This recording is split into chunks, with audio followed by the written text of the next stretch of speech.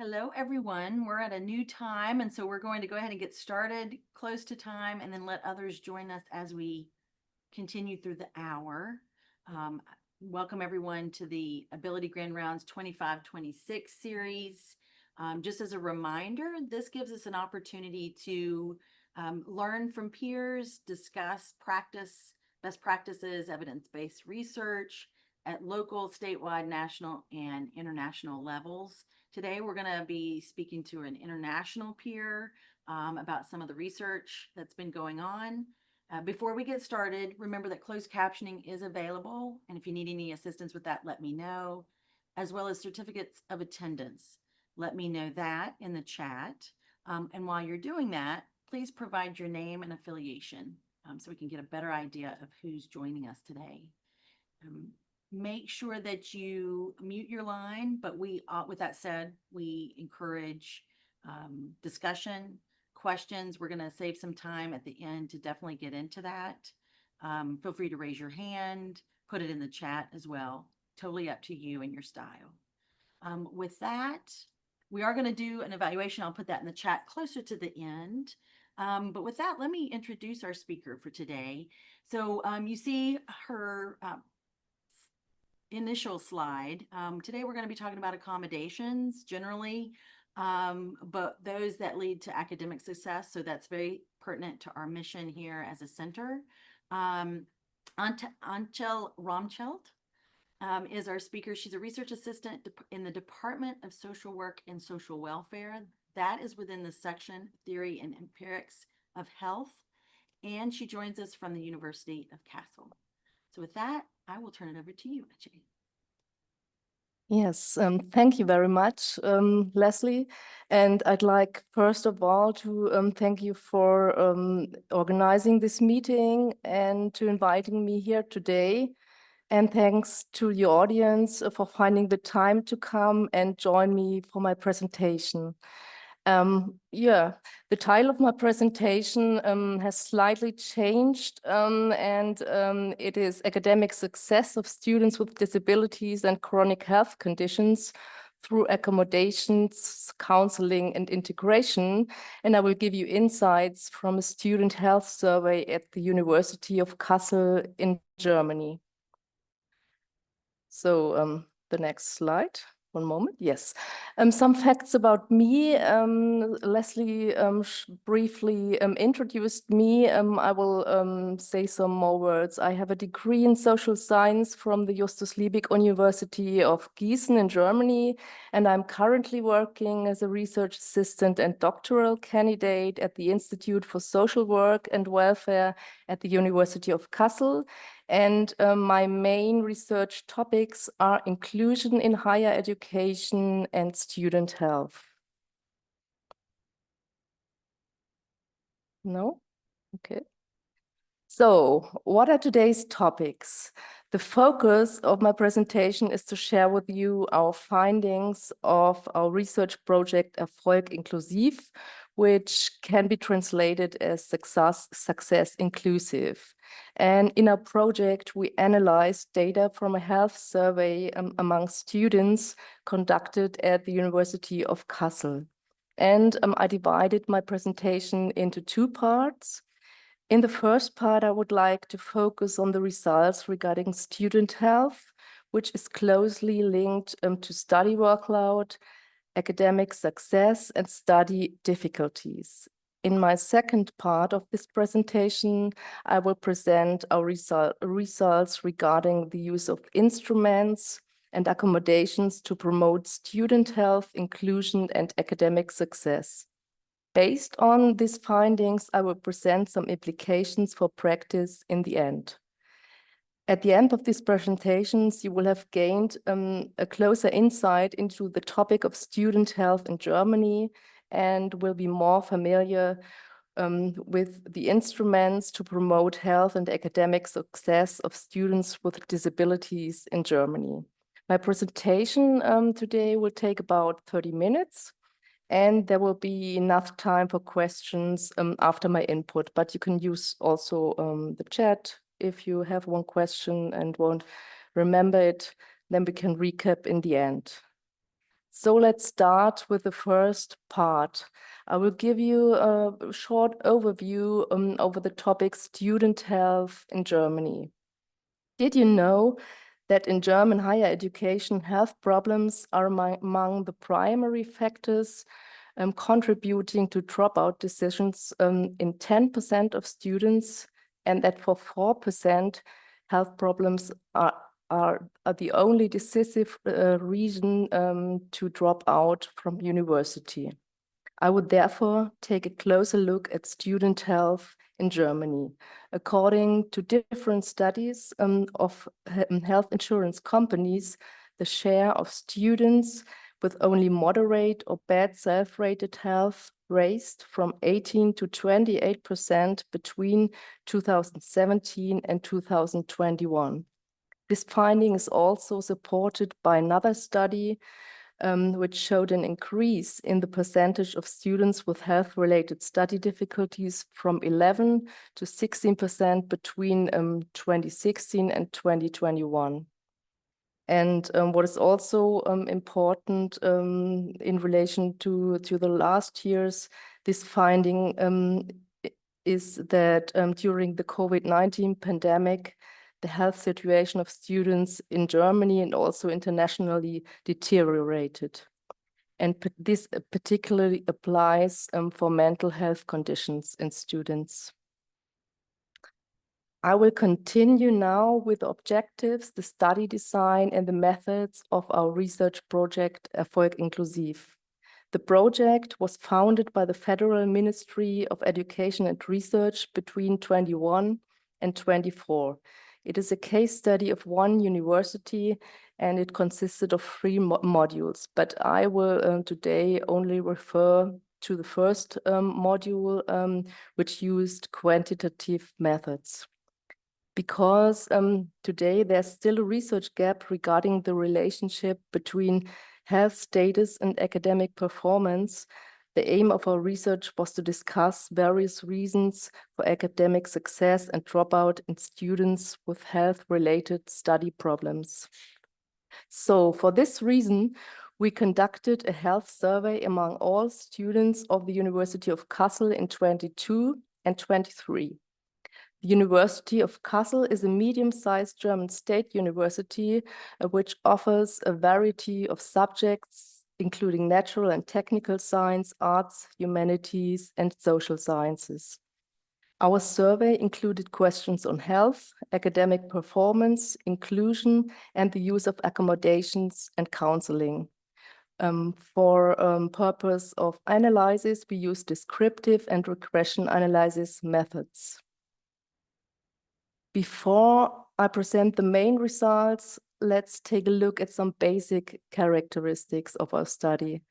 From the approximately 24,000 students of the University of Kassel, 3,300 answered on our baseline survey. This corresponds to a total response rate of 14%. 6 out of 10 of the respondents were female, and 1 out of 10 had a migration background. Half of the students studied in bachelor programs, and most of the respondents studied in humanities, social science, and architecture. So now I move on to the results regarding different health indicators among students of the University of Kassel. As you can see from the table 1, more than 5% of male and more than 3% of female students reported having a legally recognized disability. Furthermore, about 1/5 of men and almost 30% of women reported a chronic health conditions in our survey. The next indicator is named the GALI indicator, or Global Activity Limitation Indicator. This asks about long-lasting health-related limitations in daily life. This is a proxy indicator for measuring disability, and it is used often in studies of the European Union. Hereafter, 12.3% of men and 15.8% of women reported being moderately or severely limited. And what is particularly striking result of our study is that the rates of mental health conditions are very high among students of the University of Kassel.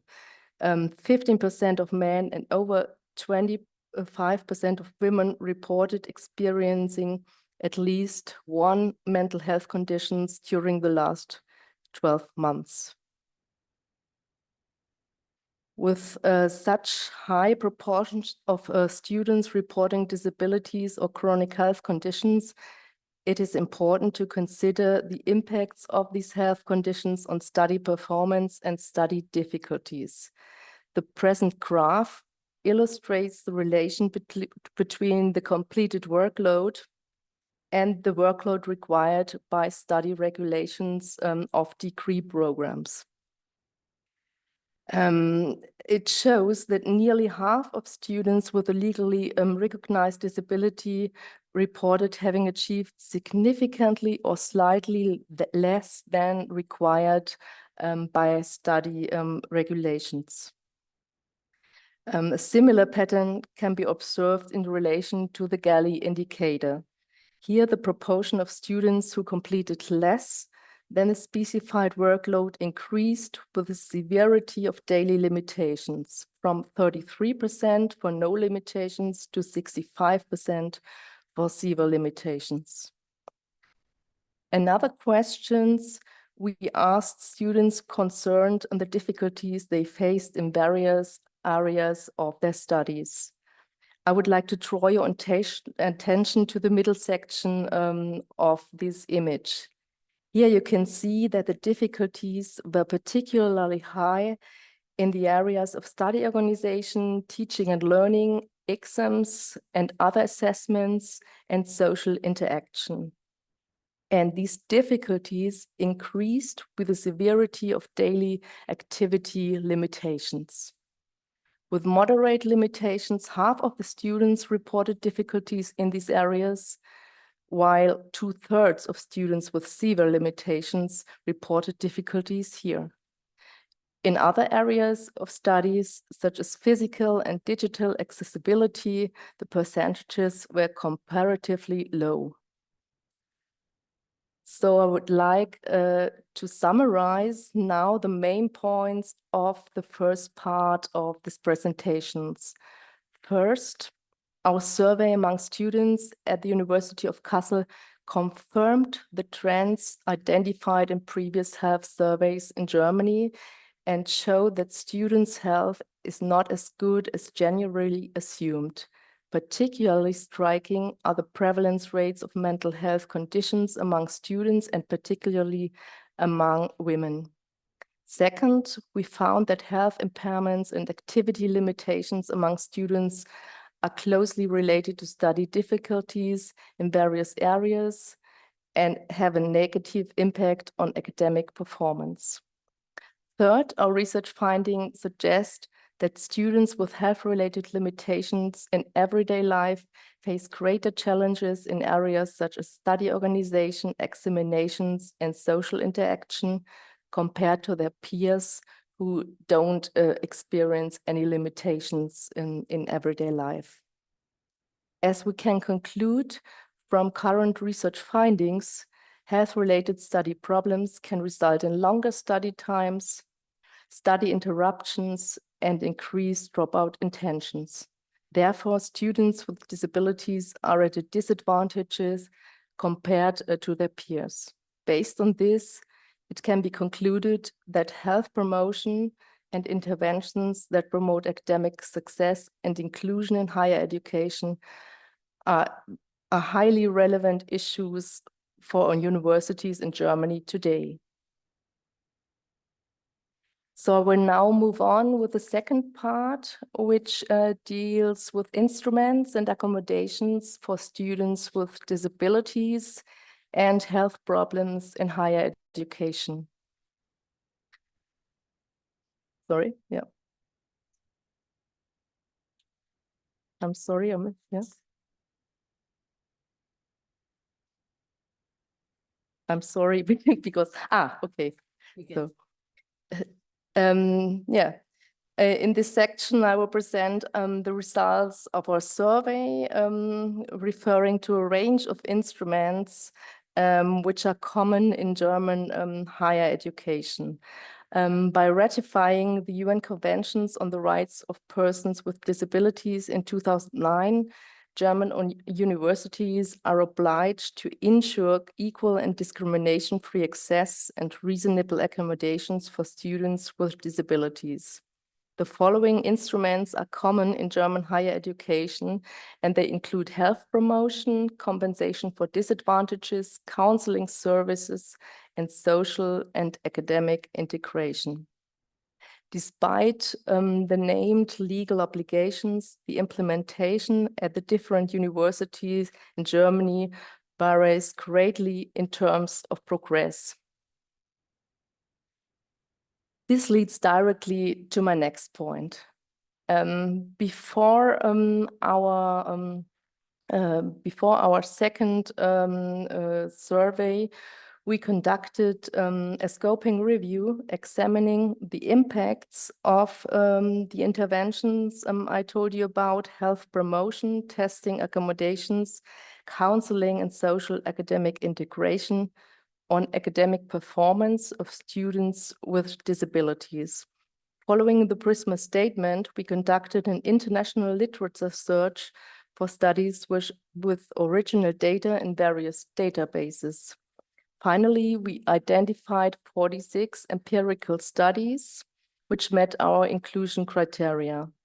Our main finding was that health promotion interventions and interventions supporting social and academic integration had significant effects on academic performance as measured by grades, study time, and dropout intentions.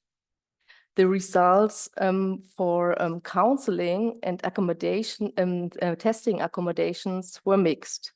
This means that we found studies with significant positive impacts of the interventions on the outcomes, as well as studies which documented no impacts. So this leads us to the next slide, and I will show you and tell you about the results regarding these interventions in our survey. With reference to the international research findings, we surveyed students at the University of Kassel about their use of health promotion courses. The students, only 6% of the students had participated in health courses offered by health insurance companies in the last 12 months. But more than 2/3 of them expressed an interest in taking a course in the next 12 months. In particular, a high proportion of students with recognized disabilities stated that they were willing to participate in such courses. Of the students who had not participated in health promotion measures, over 70% stated that they were not aware of these courses. And students with disabilities in particular were more likely to say that they had difficulties in financing these courses. But another interesting finding is that 60% of students who had participated in health promotion courses in the past rated them as successful. And this satisfaction rate was significantly lower among students with disabilities. Another important topic regarding health promotion is students' health literacy. The World Health Organization defines the term as health literacy encompasses the knowledge, motivation, and skills of individuals to find, understand, evaluate, and apply relevant health information in various forms. So an interesting finding of our survey is that almost a quarter of the students surveyed showed a problematic or insufficient health literacy. Conversely, only half of the students reported excellent health literacy. So before I move on, I'd like to recap the main points on health promotion.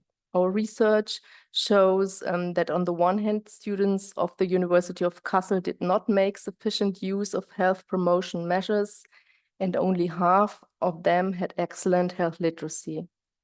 The reasons for this are problems with financing courses and lack of information on this intervention and on health literacy in general. Now let us move to the next point, a very important point for students in relation to examinations. I would like to emphasize the importance of compensation for disadvantages in examination. In literature, this is often referred to as testing accommodations, and in the German higher education system, students with disabilities or chronic health conditions can apply to the examination committee for testing accommodations before they have an exam. These accommodations are tailored to the individual and include, for example, an extension of the exam time or a change of the exam type. In our study, we found that only 3% of students have ever applied for exam modifications or disability accommodations during their current degree program. So in these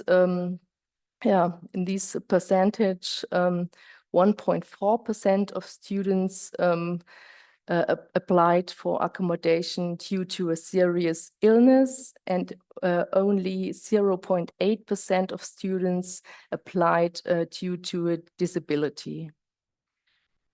But interestingly, 8 out of 10 students, 80%, found these accommodations useful after they have used it. Yes, this leads us to the question of why these useful testing accommodations, which are an effective measure to realize equality in higher education, are not used sufficiently by the students. The answers we found in our study are lack of information about the legal rights, bureaucratic obstacles in the organization and application process, and also fear of disadvantages in studies or disability stigmatization.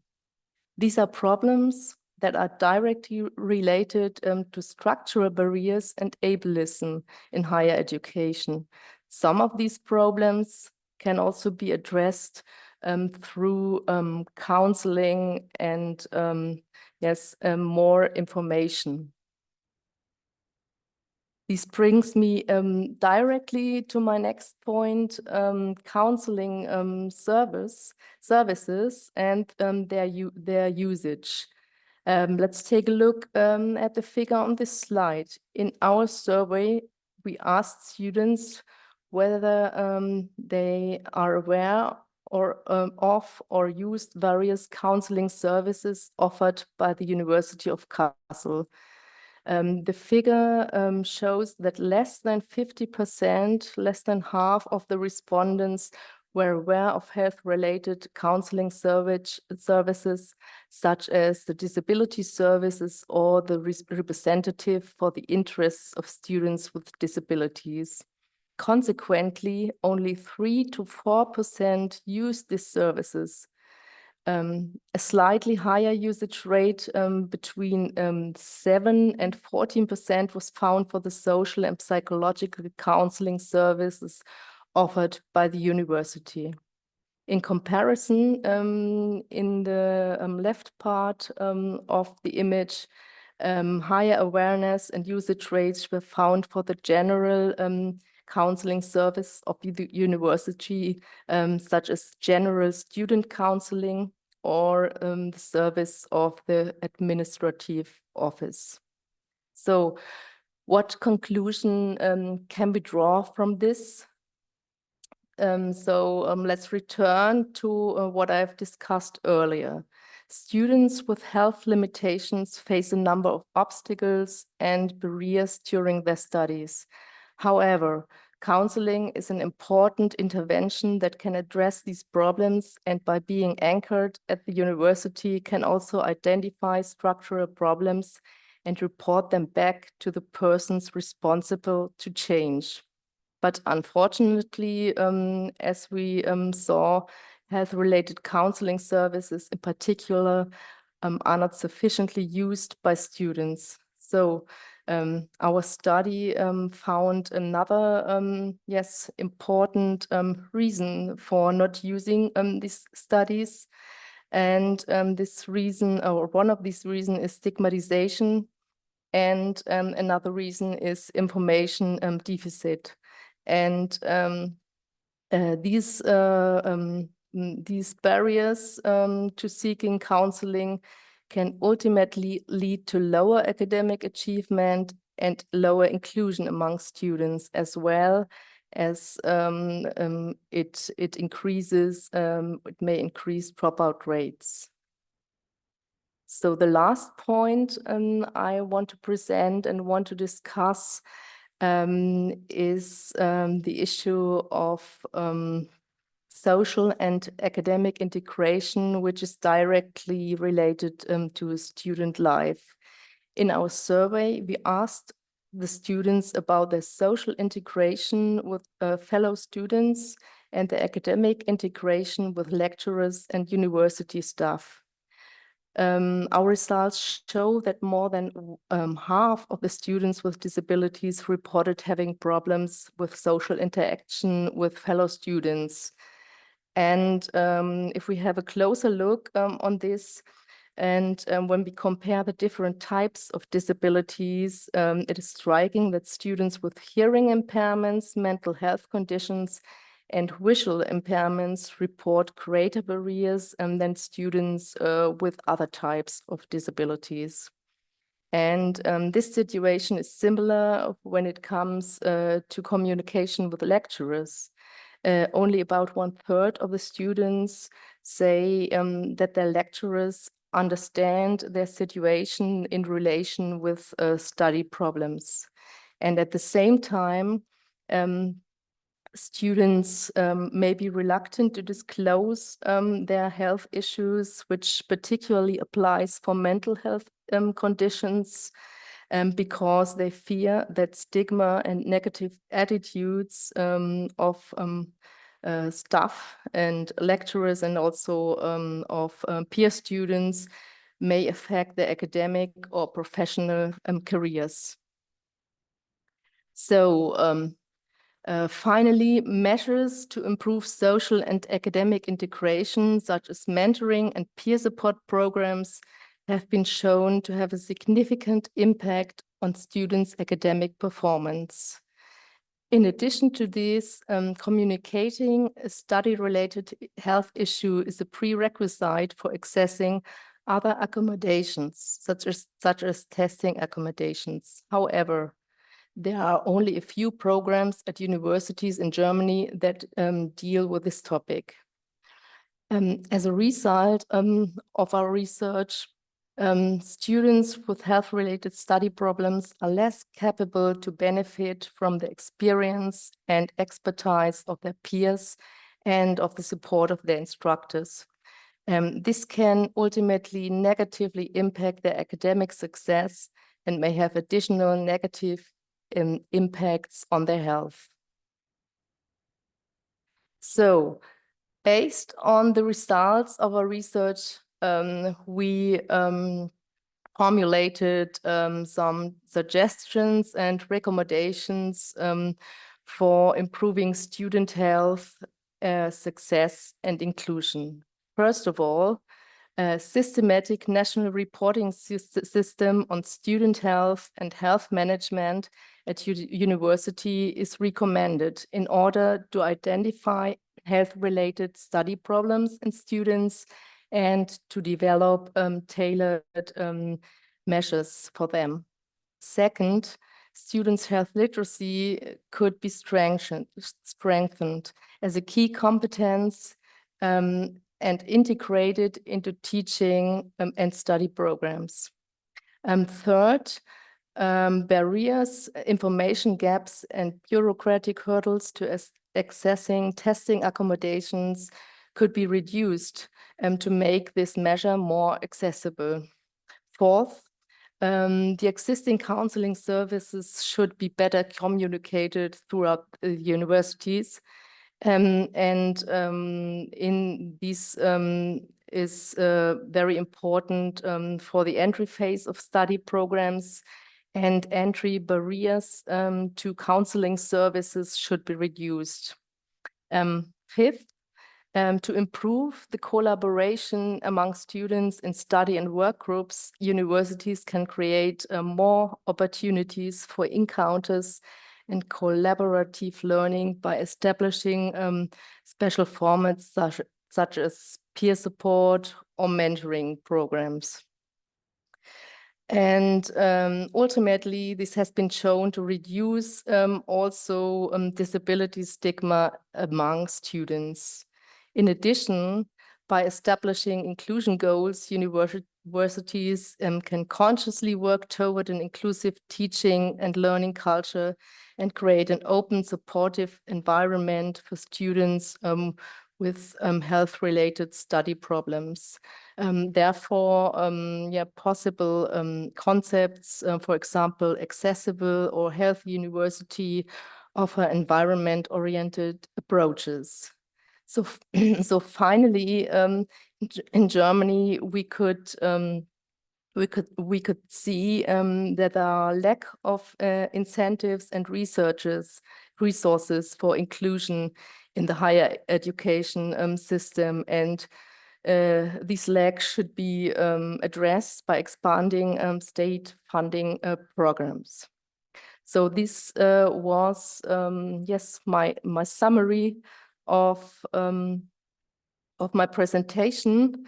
I thank you for listening, and I hope you will gain a brief insight into the situation of higher education students with disabilities in Germany and on the interventions aiming at their academic performance and inclusion. And yes, I would be happy if you had some questions. I would be happy to answer them. Thank you.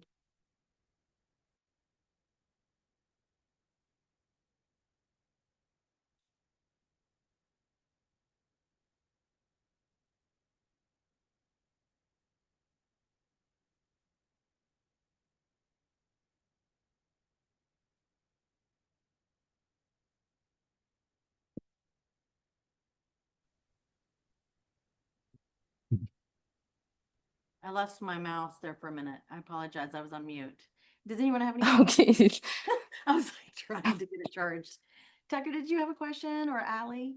Yeah, first of all, thank you very much for the presentation. You mentioned peer support as ways to kind of address some of the issues that your study brought up. Have you tried implementing any of that at your university? And if so, what did those peer support groups or programs look like? I'm trying to think if we have anything similar here, and just what that could look like moving forward.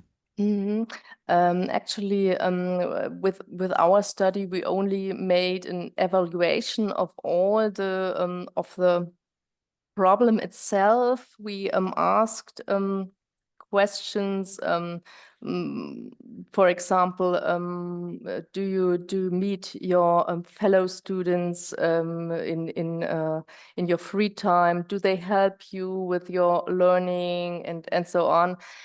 And we didn't.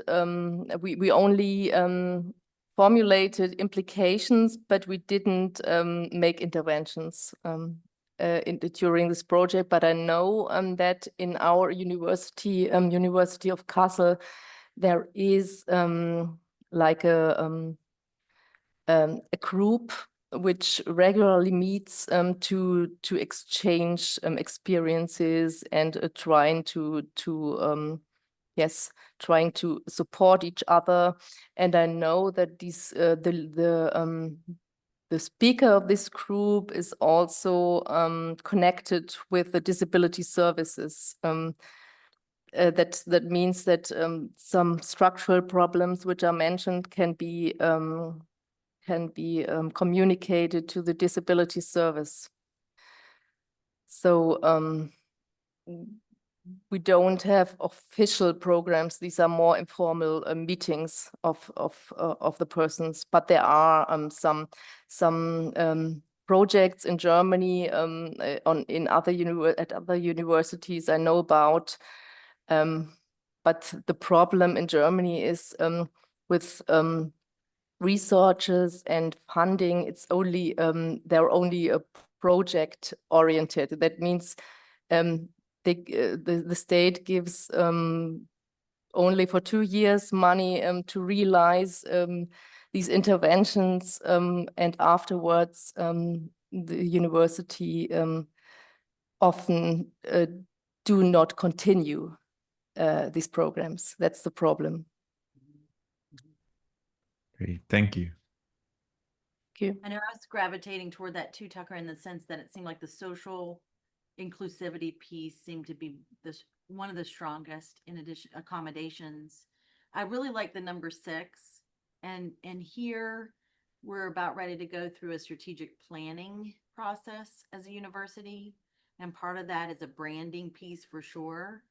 So the healthy university, the accessible, universal design type of a feel where everyone's welcome. I love that part that you've listed there. Maybe we could went into it. I had some methods questions. I'm really envious about what you all have been able to do here, and that being provide a survey to all students at the University of Kassel and have 3,300 students take that. We do not have a method, to my knowledge, we don't have a method of knowing what % of our students are experiencing disability or other health issues. Those are kept separate by design. And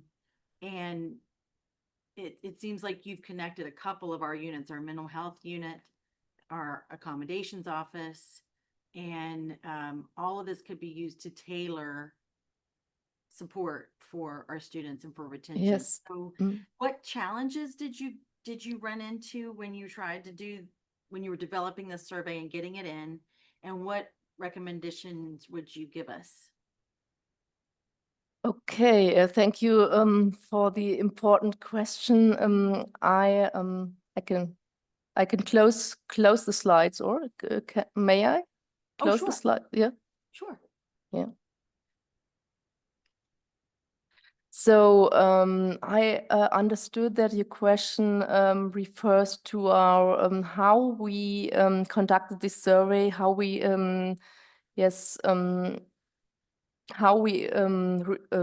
how the students received our survey. Okay. And how did you get it through administration? I mean, how did you get it out to all the students? Just the logistics. Yes, also the IT service has lists, email lists of all students, and our study was approved by the ethical committee, that we can ask these questions, and that we may contact the students, and we also had support of the president of the university, and that's why we got the encrypted list of the email addresses, and we could send our survey to all the students. But indeed we had a lot of difficulties in receiving answers. The response rate was comparatively low. We made I think 4 or 5 remember emails, but and we gave some incentives for answering, but it is we asked sensible questions. We asked about the grades, the marks, and we asked about health issues. And I think that's one reason why only a small proportion of students answered on this question. But we in Germany, we have also the problem that data, health data is not recorded by the university. So we didn't know in the beginning how huge is this proportion of students who have different health conditions. So We're in the same yes. situation. Mm. So do you think the 3% is underreported? The 3% actually I talked about is legally recognized disability, and that means that persons have to apply at a disability office, and they had to get medical certificates. And in Germany, it's like this, that only or most of the people who have disabilities like visual impairments or mobility impairments, those one have such legally recognized disabilities. But in our group, there are the huge part of the students have chronic health conditions which are mostly beginning in their study time. So most of them did not apply for this recognized disability. But actually, we also saw that 29% of women, and I think 29%. Sorry, I will look. Yes. 20% of men and 30% of women had a chronic health condition. So these numbers are striking, I think. So I know it definitely raises an issue for administrators as our retention rates become more important to look into. yes, yeah. Any other questions?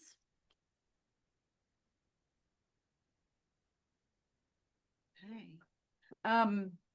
The last thing I wanted to ask you was, out of all of the limitations or the accommodations that you mentioned, kind of which way you look at it, you had the social isolation, you had the exam, all the different types of accommodations.